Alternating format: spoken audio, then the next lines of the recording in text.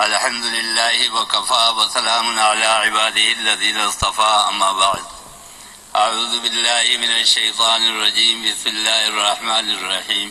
حضرت سفیان ثوری رحمۃ اللہ علیہ کا واقعہ لکھا ہے کہ ایک مرتبہ نماز پڑھ رہے تھے، نماز پڑھتے میں چکرا کر گر گئے۔ لوگوں نے اٹھایا، لوگوں نے پوچھا کہ کیا بات ہے حضرت، آپ کی طبیعت ناساز ہے؟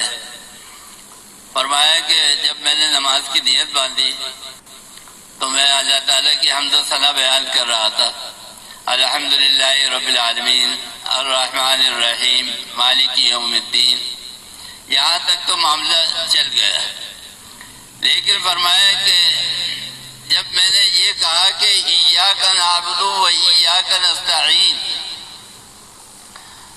تو میرے ضمیر نے مجھ سے کہا کہ کیوں اللہ کے سامنے جھوٹ بولتا ہے؟ ہر معاملے میں کہیں تو کسی کی اطاعت کرتا ہے، کہیں کسی کا کہنا مانتا ہے، کہیں کسی کے آگے ہاتھ جوڑتا ہے، کہیں کسی کے آگے پاؤں پھیلاتا ہے، کہیں کسی کے سامنے عرضی رکھتا ہے۔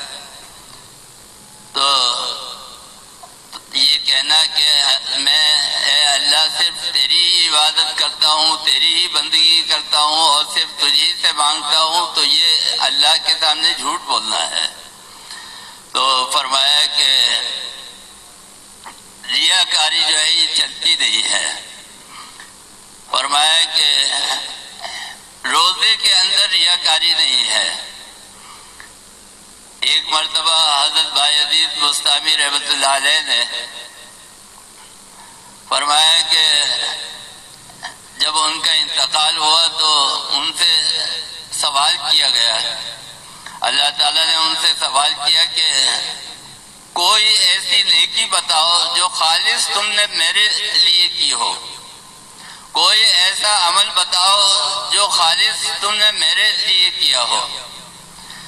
تو حضرت بایزید بستامی رحمۃ اللہ علیہ فرماتے ہیں، فرمایا کہ میں سوچتا رہا، اپنے اعمال کے اوپر نظر ڈالتا رہا، تو دیکھا کہیں کوئی عمل میں نے کسی کو دکھانے کے لیے کیا تھا، کہیں کوئی عمل میں نے کسی کی خوشنودی کے لیے کیا تھا۔ حدیث میں آتا ہے سرکار دو عالم صلی اللہ علیہ وسلم نے فرمایا کہ اللہ تعالیٰ قیامت میں 3 گروہ کو بلائیں گے۔ فرمایا کہ ایک گروہ ہوگا سخی کا، اللہ تعالیٰ سخی کو بلائیں گے اور بلا کر یہ کہیں گے کہ کوئی ایسی نیکی بتاؤ کہ جو تم نے کی ہو۔ تو سخی اللہ تعالیٰ سے کہے گا کہ اے اللہ تو نے مجھے مال دیا، تو نے مجھے دولت دی، میں نے تیری راہ کے اندر اس مال کو خرچ کیا، میں نے لوگوں کے اندر دولت کو لٹایا، تیرے بندوں کی مدد کی۔ اللہ تعالیٰ فرمائیں گے کہ کذبتا، تو نے جھوٹ بولا، یہ سب کچھ تو نے صرف اس لیے کیا تھا تاکہ تیری سخاوت کے چرچے ہو جائے اور تیرا نام لوگوں کے اندر بڑائی کے ساتھ لیا جانے لگے۔ فرمایا کہ وہ سب کچھ دنیا میں تجھے حاصل ہو گیا، آج آخرت میں تیرے لیے کچھ نہیں ہے۔ فرمایا کہ اللہ تعالیٰ شہید کو بلائیں گے اور شہید سے کہیں گے کہ کوئی ایسی نیکی بتاؤ کہ جو خالص تم نے میرے لیے کی ہو۔ شہید کہے گا کہ اے اللہ میرے پاس علم نہیں تھا جو میں لوگوں کو نصیحت کرتا، واعظ کرتا، میرے پاس مال نہیں تھا جو میں لوگوں میں تقسیم کرتا، اے اللہ تو نے مجھے جان دی تھی اور یہ جان بھی ایسی ہے کہ یہ اللہ کی امانت ہے۔ کسی نے بڑی اچھی بات کہی ہے کہ یہ جان اللہ تعالیٰ دیتے ہیں اور ہم اس جان کا حق ادا نہیں کر پاتے۔ جان دی ہوئی اسی کی تھی، حق تو یہ ہے کہ حق ادا نہ ہوا۔ ہم ساری عمر گزار دیتے ہیں لیکن اللہ تعالیٰ کی دی ہوئی جان کا حق ادا نہیں کر پاتے۔ شہید کہے گا کہ اے اللہ میرے پاس کچھ اور نہیں تھا، علم نہیں تھا، مال نہیں تھا، جان دے سکتا تھا، اے اللہ میں نے تیری راہ کے اندر جان دیا۔ اللہ تعالیٰ فرمائیں گے کذبت، تو نے جھوٹ بولا، یہ سب کچھ تو نے اس لیے کیا تھا تاکہ تیری بہادری کے چرچے ہو جائے، تیری شجاعت کے چرچے ہو جائے، تیری واہ واہ ہو جائے، لوگ کہے کہ بات کیسا بہادر آدمی تھا کہ جس نے جہاد کیا اور لڑتے لڑتے اللہ کی راہ کے اندر جان دے دی۔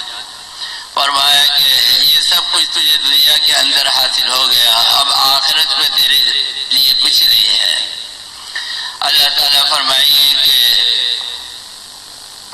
عالم کو بلاؤ، عالم کے گروہ کو بلائیں گے، عالم سے پوچھیں گے اللہ تعالیٰ کہ تمہارے پاس کون سی نیکی ہے جو خالص تم نے میرے لیے کی ہو؟ عالم کہے گا کہ اے اللہ میرے پاس مال نہیں تھا جو میں تقسیم کرتا، لوگوں میں خرچ کرتا، اے اللہ جہاد کا مجھے موقع ملا نہیں تھا، اے اللہ تو نے مجھے علم دیا تھا، میں نے لوگوں کو واعظ کہا، میں نے لوگوں کو نصیحت کی، میں نے لوگوں کو سبق پڑھایا، یہی کر سکتا تھا اور یہی آج لے کر آیا ہوں۔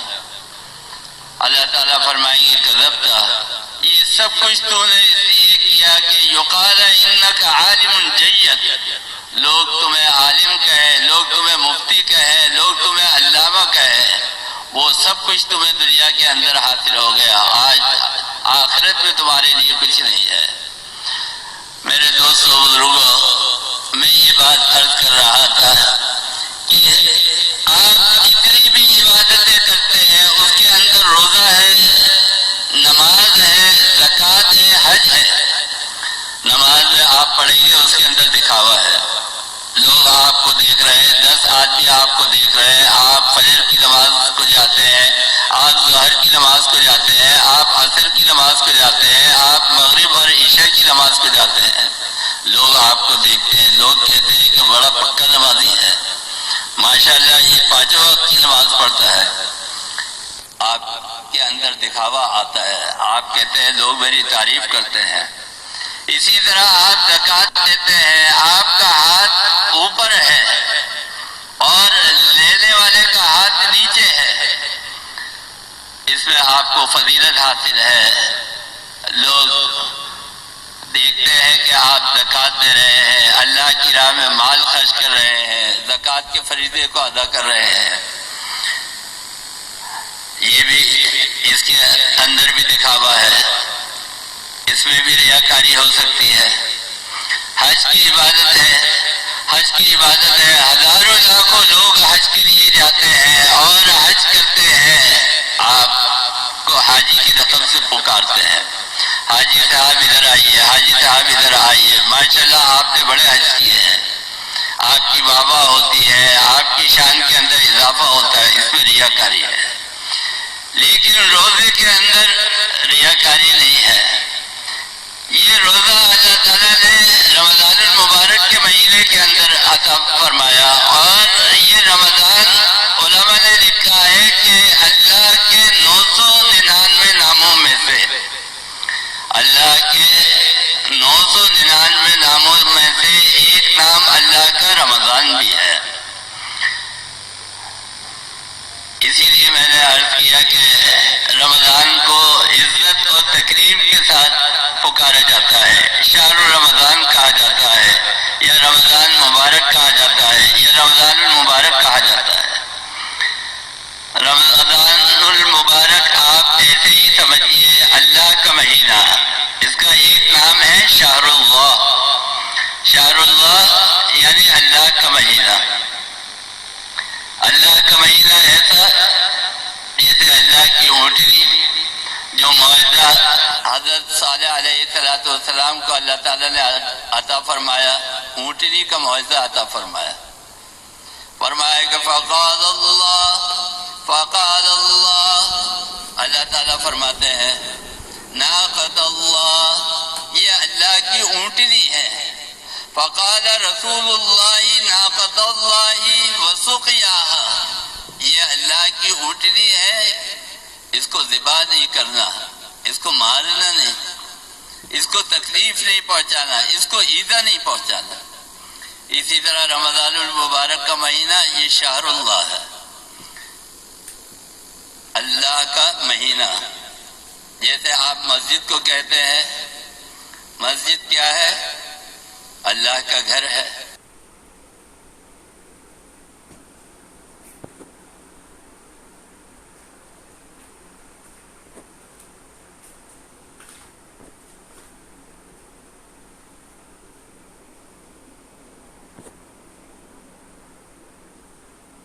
مجھے بتا دیتے